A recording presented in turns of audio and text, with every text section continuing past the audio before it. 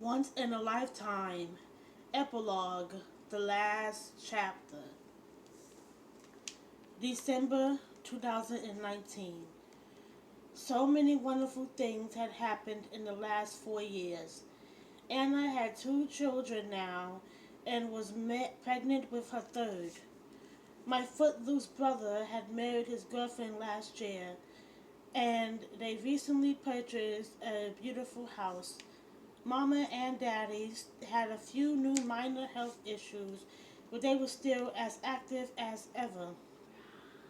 Deborah had kept her promise to them and resumed her education now that her children were in school full time.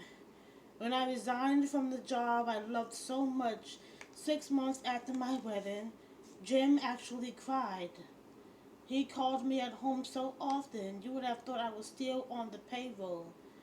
Sometimes he called just to reminisce about past work related social events. And then there were the times when he admitted that he only called to hear my voice. I had lunch with him at least once a month, but he still called me up too. Dennis remarried last year and moved to Montana, but we still kept in touch. Judith's husband finally ended his long career with the military 2 years ago. Her son had graduated and landed a great job in D.C. Judith was as giddy as a teenager now. I knew that one of the reasons was that she was no longer responsible for Ronald's care.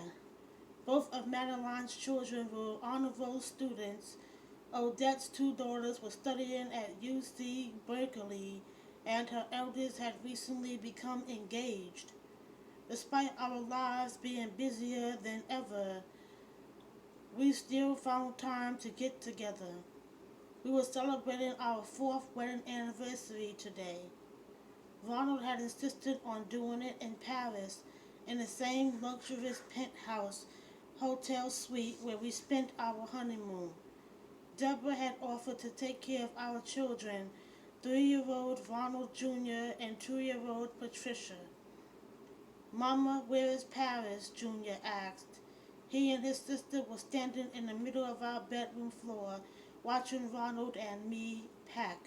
We were going to drop them off at Deborah's house on our way to the San Jose airport, which was about 45 minutes away.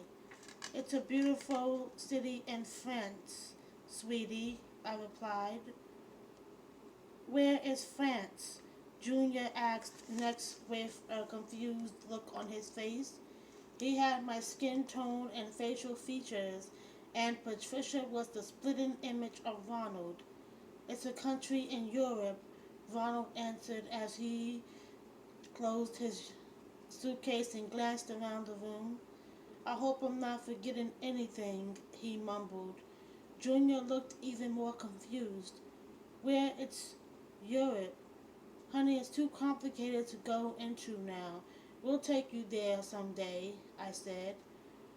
Patricia's vocabulary was still very limited, so she couldn't speak in complete sentences. Ronald and I gasped when she asked, I go to Paris too? Yes, you'll go to Paris too, baby, Ronald told her. I was glad when we finally boarded our early morning flight, which would last almost 16 hours. Ronald slept most of the way. I slept in snatches every hour or so and read several magazines from cover to cover. It was a comfortable journey, but I was glad when our airplane finally landed. We hadn't been back to Paris since our honeymoon, so I was anxious to get out and about and see how much it had changed. We were a little tired, but right after we unpacked, we bolted from our room. We revisited a couple of our favorite spots and took dozens of pictures along the way. After visiting the Eiffel Tower and snapping more pictures, we decided to eat dinner at a new restaurant that had been a nightclub the last time we visited. We stuffed ourselves with lamb, caviar, grilled veggies, thick slices of French bread, and some of the best wine I'd ever tasted. I was having so much fun I could barely contain myself. When we got back to our hotel, we were so exhausted we fell asleep as soon as our heads hit the pillow. Imagine the whole awesome time I was having. The city didn't have the same magic as the first time. It didn't matter because I received all the magic I needed. This is the end of the book, guys. Like and subscribe on this channel to this channel and comment on this video. Bye bye. Peace. Love you all.